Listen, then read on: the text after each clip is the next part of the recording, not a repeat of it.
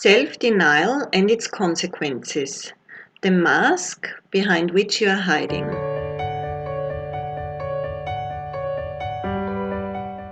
By denying yourself, you have established a false self by taking on a certain role within your family. And it wasn't you who chose to play which role.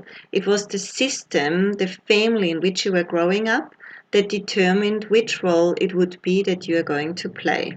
The purpose of you playing a role was to hold the system together. So if you were growing up in a functional system, a functional family, then there would be uniqueness, spontaneity, and feelings. So you could be the hero one day, and the next day you are allowed to seek support because you feel low or because you need help. And you would not be shamed for that. You were allowed to show your emotions freely without being judged. If you were growing up, though, in a dysfunctional family, then the purpose of the role was to control the system. And there was no room for spontaneity, for uniqueness, or for emotions.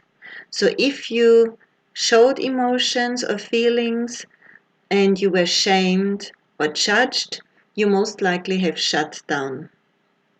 And by shutting down, you denied yourself.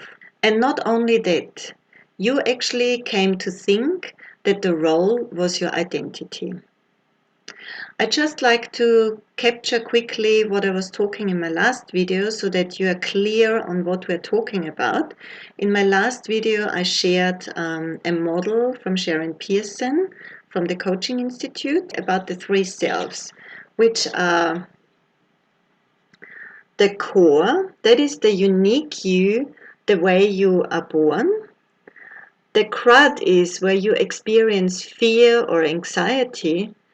And the crust, which is all around the unique you, is what we are talking about today. That is the mask that you have put on behind which you are hiding. And the secret is to not give up one role, but to learn how to manage the roles so that they have a positive impact on the unique you. But before I'm explaining that, I'd like to share a few roles that there are with you, because listening to them, you might maybe identify yourself with one or the other. So if there is a scenario where there is people arguing, I want to share with you what the different role would be doing. So the hero, for example, would step in and try to find a conclusion and an agreeable outcome for both parties. The hero saved the day. The people pleaser rushes in to smooth things over and make sure that nobody experiences discomfort. The joker rushes in to make everybody distracted by throwing in a joke. The good girl rushes in to offer a lovable solution and might even offer a cake. And the caretaker would rush in to offer his or her support, because that's what the caretaker is doing. He or she is putting everybody else first and themselves last. These are just a few of the roles that somebody might be playing. And I just wanted to mention a few so that you get the idea what I mean by that. Now that you know about the roles, there is some questions that I'd like you to ask yourself.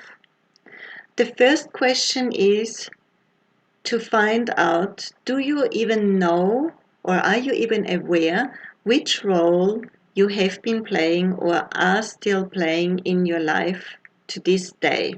Because the idea is not to delete any of the roles, because each role has its part that we admire, that we love, that is good for us.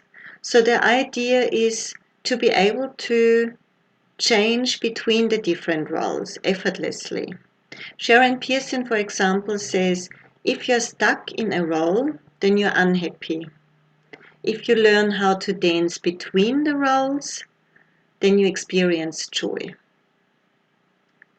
So after asking yourself or finding out which role you have been playing so far, the next question to ask yourself is, who would you actually be if you were not playing a certain role?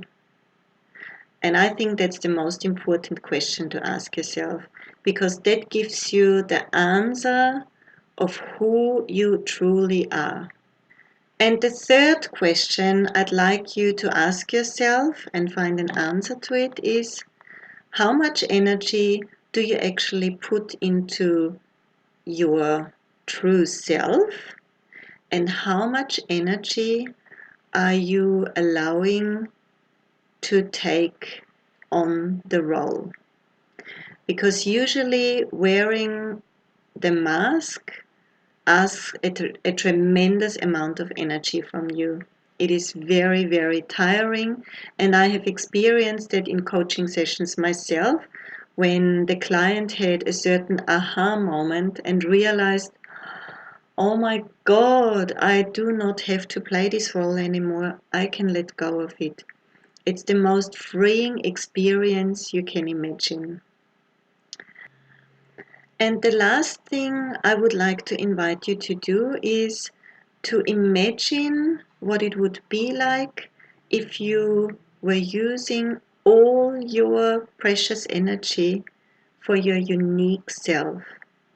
How effortlessly would you be able to make your vision reality? Imagine what it would feel like if you experienced self-love, fulfillment, and passion, and ultimately feel self-acceptance. Wouldn't that be wonderful? And that's why I'd really like to encourage you to take on the quest to find out which role you might be stuck in. As I've shared with you before, for me it was the people pleaser, also a little bit of the hero. And today I'm able to jump between the roles because I have awareness of the different roles that I have been playing and that I'm still playing. So with that, I'd like to leave you, and if you would like any help in finding out which role you are stuck in, then please get in touch with me. Like always, you have got all my contact details on the bottom there. So maybe hear from you soon. Bye for now.